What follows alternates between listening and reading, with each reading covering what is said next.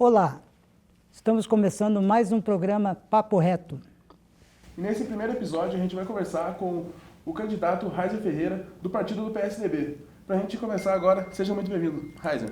Obrigado, Jackson. Obrigado, Rodrigo, pelo convite para poder estar aqui junto com vocês na Fevale, gravando e falando um pouco sobre o que a gente planeja, o que a gente pensa para a nossa cidade para os próximos 4 anos. E para a gente começar, já que a gente está na universidade, a gente tem que falar da educação também aqui na nossa cidade, porque a gente teve nas últimas pesquisas um resultado que não foi muito satisfatório. Como que tu pretende, se caso seja eleito, melhorar essa parte? Nós temos vários âmbitos da educação que a gente entra com um governo trabalhando bem pontualmente. Lá nos anos iniciais, né, na maternidade, lá nós temos uma carência muito grande de vagas de turno integral, e isso é uma discussão muito recorrente dentro da nossa cidade, dentro da sociedade, para a gente cuidar mais das crianças. Então nós precisamos entender de como a gente pode fazer isso, como a gente vai estruturar o orçamento da SMED para que possamos focar na compra de vagas ou até mesmo na criação de vagas onde a gente precisa fazer. Isso é uma fase, né? Logo nos anos iniciais, ali, quando a gente pega o prézinho, primeiro ano, segundo, terceiro ano, nós temos que focar nossa educação para a alfabetização. Nós mudamos o nosso conceito de avaliar o aluno, e muito por conta de tentar viabilizar a questão do IDEB, para poder conseguir fazer nota no IDEB e melhorar o índice. E nós precisamos voltar à nota onde a gente consegue olhar se realmente o aluno está evoluindo ou não. Nós temos hoje muitos alunos que vão para a terceira série, quarta série, daqui a pouco está chegando até mais adiante disso sem conseguir saber ler e escrever. Isso não é possível mais. Nós temos que trabalhar muito fortemente nos anos iniciais na alfabetização das crianças. No nosso plano de governo também, nós também focamos nos anos finais, 8º e 9º ano. Para quê? Para que possamos encaminhar com um programa chamado Profissão Futuro, para colocar na cabeça da turma ali, dos adolescentes, dos jovens, de que existe um mercado de trabalho esperando eles e que eles podem se profissionalizar até lá. E isso dando uma noção através de seminários e parcerias que a gente vai montar, já estivemos conversando com o Senai e com o Senac, para que esses alunos possam avançar para um curso superior, mas também sabendo como eles podem conduzir com a capacidade técnica. Então, a gente reconhece a nossa faculdade, que eu falo nossa porque está em nossa cidade, né, a Fevale, o quanto a gente gera de profissional aqui para poder alimentar esse quadro e espaços que nós temos na nossa cidade de empregos. Então, pode ter certeza absoluta que uma das pautas que nós vamos mais trabalhar é a educação. O senhor já foi secretário de obra da prefeita Fátima, né? Sim. Eu queria saber sobre os buracos nas estradas de Novo Hamburgo, como resolver esse problema?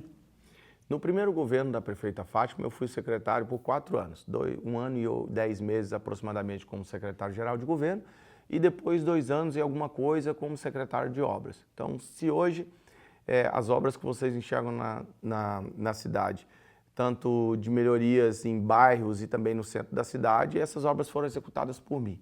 Nós vimos muito a malha viária ser desgastada. Quando eu assumi a secretaria, nós tínhamos mais de 20 mil protocolos de buraco aberto na cidade. Parecia um queijo, né, de tanto buraco, de queijo suíço, de tanto buraco aberto. Naquela época nós fizemos uma licitação, contratamos um serviço e mandamos tapar os buracos. Só que o problema muito grande que nós temos na cidade é uma malha viária muito ruim. Ela já está muito velha e nós precisamos trocar essa malha viária. Quando eu saí da secretaria e fui assumir a minha condição de vereador, depois de eleito, nós fizemos um levantamento de quanto era necessário naquele momento para que a malha viária da nossa cidade pudesse ser renovada. E naquele instante, antes da pandemia, eram 130 milhões de reais aproximadamente. Hoje, sabendo que tudo dobrou de preço, nós precisamos investir 250 milhões. Nosso plano de governo também, se você observar, nós temos aí as metas de captação de recursos, até mesmo através de financiamentos, para que possamos renovar a nossa malha viária da cidade. Pelo menos começando com as principais avenidas. Nós temos um foco de fazer isso, porque eu sei da necessidade que a nossa cidade precisa. Quando eu fui secretário, fiz muito isso pelos 2 anos e meio que eu fui secretário. O senhor já participou da base de governo da prefeita Fátima? Sim. Por 7 anos. Né? Então, mas o senhor deixou de apoiá-la recentemente. Então, o senhor é candidato da situação ou se opõe à atual administração? A Fátima tem uma candidata, né? A candidata da Fátima e do governo é a Tânia. Na verdade, nessa condição, eu sou um candidato de oposição. E eu fui base do governo da Fátima nos primeiros 4 anos, quando eu fui chamado para trabalhar no governo, e me orgulho muito dos 4 anos que eu trabalhei ali, porque era um governo que propunha coisas. Ele sempre estava oferecendo solucionar problemas. E, claro, nenhum governo, por mais que pareça que vão resolver todas as coisas, nenhum governo vai conseguir resolver tudo. Mas havia um governo que propunha resolver coisas, que era o primeiro governo. Quando depois que fui eleito e fui presidente da Câmara, a gente começou a perder o contato. Em 2022 eu fui chamado para ser líder de governo, fiquei líder de governo entre fevereiro e maio. Por que que eu subi na tribuna e desisti de ser líder do governo? Porque o governo perdeu a capacidade de ouvir as pessoas. Por mais que pareça que eu fiquei base do governo por 7 anos ou 8 anos, porque só agora você é um candidato que não é do governo, não. Essas rupturas aconteceram desde 2021. Eu, como presidente da Câmara, já quase não era atendido pelo governo. Em 2022, como me tornei líder de governo, não existia agenda para atender o líder de governo. Se eu sou o vereador que é eleito, ou pelo menos indicado, para poder ser o porta-voz do governo, e eu não tenho agenda, imagina a cidade inteira esperando a agenda, para poder conversar, resolver os problemas e também passar aquilo que a cidade precisa. Então, eu não podia continuar sendo o líder de um governo que não ouve nem a Câmara de Vereadores, quanto mais a cidade. Então, por isso, eu subi em maio na tribuna e desisti de estar nessa função.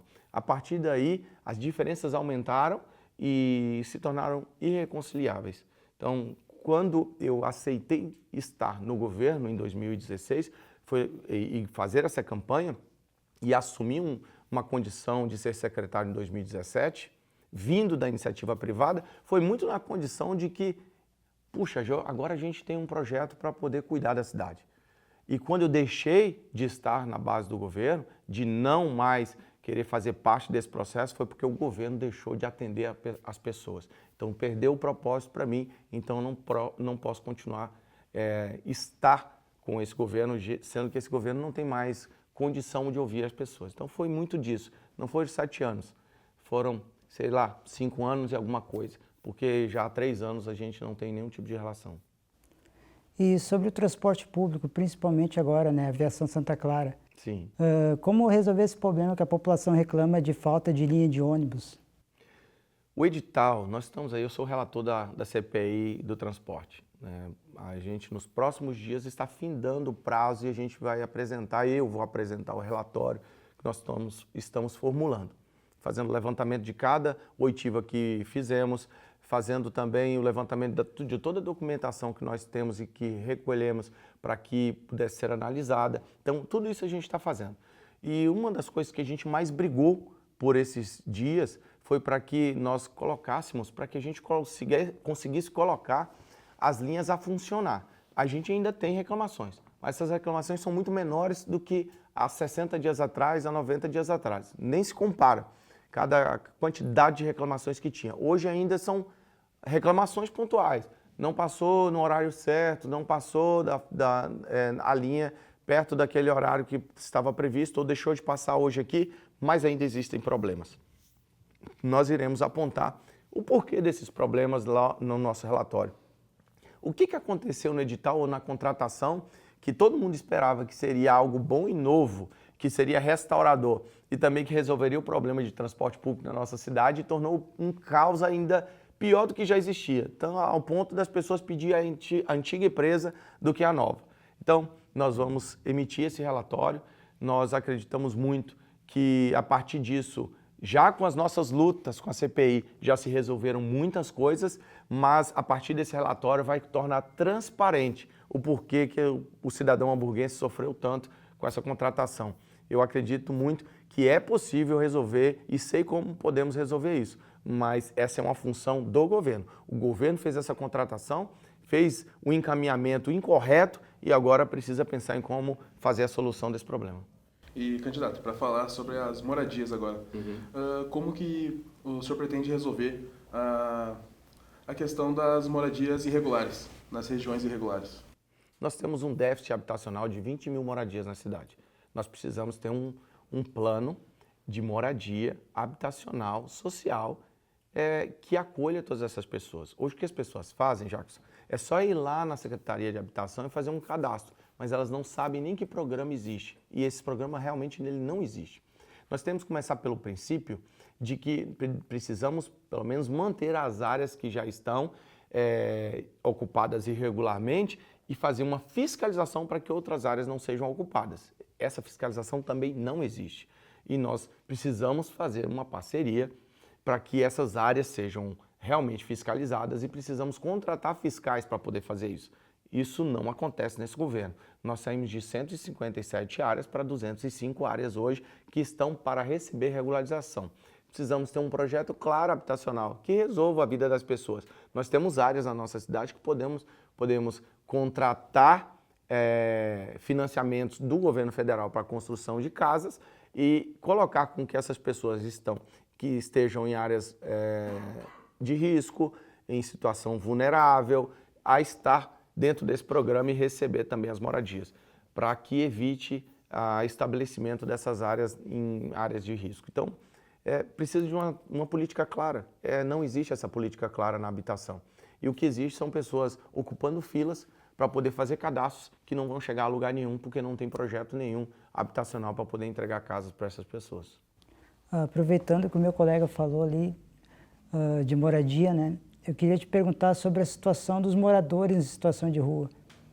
Né? A gente tem o Centro Pop ali, que ajuda bastante, mas eu queria saber se o senhor for eleito, como fazer para resolver, no caso, os moradores de rua que ficam no centro ali, mais ou menos assim, como o senhor resolveria esse problema? Nós saímos da condição de 2018 e 2019 ali, que foi uma época que eu acompanhei muito a situação, o número de pessoas em situação de rua e participei de algumas reuniões que a SDS fazia, né, que é a Secretaria de Desenvolvimento Social, com os moradores de rua. O que acontece ali? Nós saímos de uma quantidade de registro de 70 pessoas em situação de rua e fomos para mais de 200 pessoas em situação de rua depois da pandemia. Como a gente faz para resolver isso? A gente precisa de um gabinete ativo, que funcione em conjunto com a segurança pública. Não dá para poder fazer o serviço social se a segurança pública não estiver presente e vice-versa, porque nós precisamos oferecer para essas pessoas a retaguarda de um serviço social que funcione na nossa cidade. E há mais de 2 anos que não existe abordagens para essas pessoas, para poder saber fazer identificação, para poder encaminhar para dentro de um projeto que possa restaurar essa pessoa, se é um problema de drogadição, se é um problema de abandono, se é um problema de pessoas até estar se escondendo de um crime que cometeu sendo morador de rua. Nós precisamos da segurança pública para poder puxar a ficha dessa pessoa e identificar. O que nós temos de números, Rodrigo, é que na nossa cidade, a cada 10 pessoas em situação de rua, 8 não são daqui. Nós precisamos ter uma política também transparente, eficiente, que faça com que a identificação dessas 8 pessoas possa identificar também onde estão suas famílias e possa encaminhar essas pessoas a voltar aos seus lares. De certa forma, eu vejo que isso acontece e acontece muito bem na cidade de Gramado. Subi até lá para poder aprender como é que eles faziam, de que forma eles fazem tanto a abordagem quanto também a definição dos encaminhamentos e aprendi lá de que forma eles fazem lá. Eu não sou técnico do assunto, né? Pouco entendo da formalidade do que está especificado, mas sei e tenho a vontade de que nós podemos fazer. Podemos fazer para poder eliminar as pessoas em situação de rua? Não.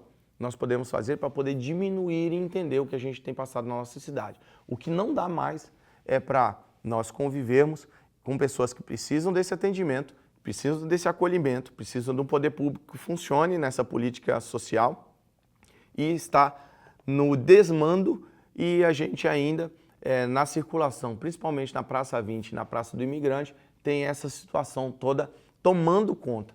A quantidade de reclamações que nós temos dos comerciantes com problema de xixi, de outras coisas mais na frente de suas lojas, de dormir, fotos que os comerciantes tiram, falam assim, eu preciso abrir a loja, estou com 6 pessoas dormindo em frente à minha loja, não tem como abrir.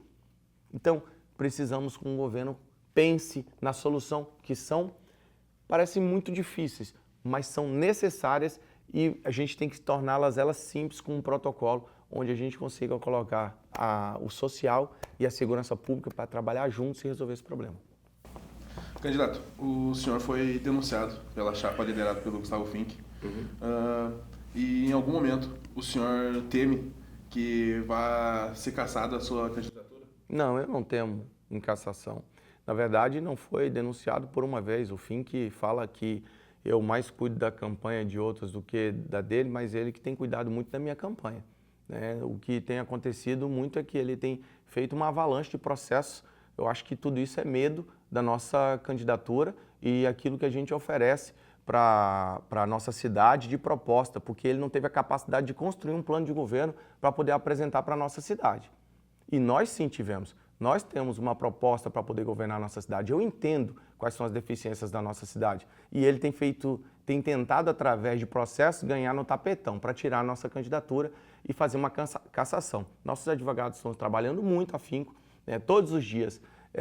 Ele arruma um processo para poder me incomodar ou tirar a nossa energia, para que, em vez de nós preocuparmos em levar a proposta para a nossa cidade, e levar a proposta para o cidadão hamburguense para falar de como a gente pode governar a nossa cidade, ele faz esse tipo de coisa. Não temo, não houve relevância sobre o tema, houve, claro,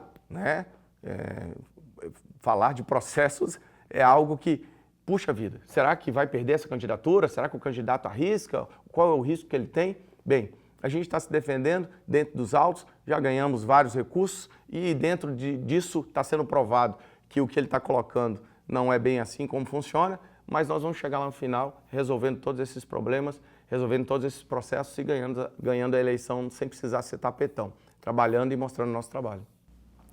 Candidato, agora olhando para os seus eleitores, qual a tua principal proposta de governo? Cuidar da nossa cidade, saber ouvir o cidadão hamburguense que perdeu essa capacidade de falar nesses últimos 4 anos. Porque as pessoas que mais querem elas serem ouvidas.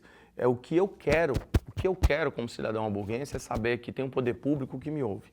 O que eu quero como cidadão hamburguense é saber que eu posso ir atrás de alguém que vai ouvir os meus problemas, que seja pintar o cordão de rua, que seja saber como vai trazer a oncologia de volta, porque eu tenho meu pai e minha mãe sendo tratada, meu filho que eu preciso levar a Taquara, que eu não tenho como faltar meu serviço, porque eu não tenho uma extensão de horário para poder levar meu filho numa creche. Eu preciso saber o que o governo vai fazer. E eu tenho propostas claras de como, sem alterar o que temos de orçamento, fazer com que essas ações aconteçam para a nossa cidade. Então, o que nós temos de eixo maior na nossa proposta e que nós vamos deixar de legado. Resolver dos pequenos problemas aos grandes problemas, não importa o tamanho. Saber conversar com você, saber dizer para você que isso não dá para fazer, mas saber dizer para você que nós vamos lutar, porque isso dá para fazer mesmo que dê trabalho. Eu não me importo em trabalhar. Então, vou investir muito tempo para poder a gente resolver os problemas da nossa cidade. Eu tenho certeza que é possível.